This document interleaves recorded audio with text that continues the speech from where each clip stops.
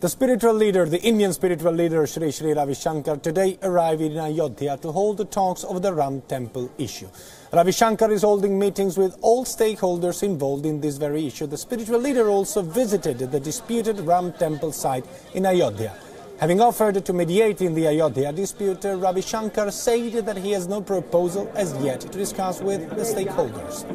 His offer for mediating in the dispute has received a skeptical response from key protagonists on both sides, with the All India Muslim Personal Law Board and the Vishwa Hindu Parishad voicing reservations about his role.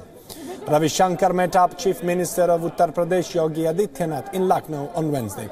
Ravi Shankar even met Suresh Das of Digambar Akhada and Rajaram Chandra Acharya of Nirmohi Akhada, apparently to explore ways for a reconciliation between the warring parties locked in a protracted legal dispute over the land on which the Babri Mosque stood before being pulled down in 1992.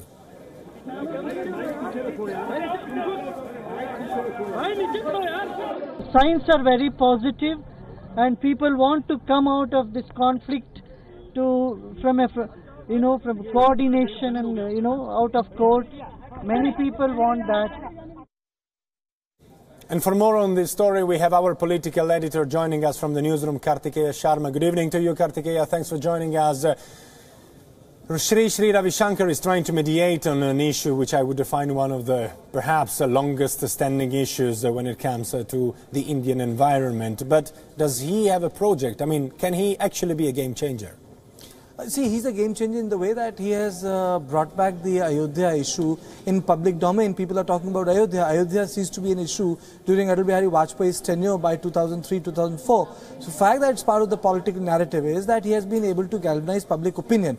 Now, in terms of solutions, I wouldn't be very optimistic, because there are people who are part of the legal proceedings who are opposed to any consensus and believe that they should all wait for the judgment by the apex court. It is expected that the apex court would arrive on a judgment next 3 to 4 years. It took decades for everything to be compiled, and then High Court of Uttar Pradesh, Allahabad bench has already given the judgment. So it's a small baby step, but I don't see any solution in sight. But what it does is it brings back the issue. It makes it alive.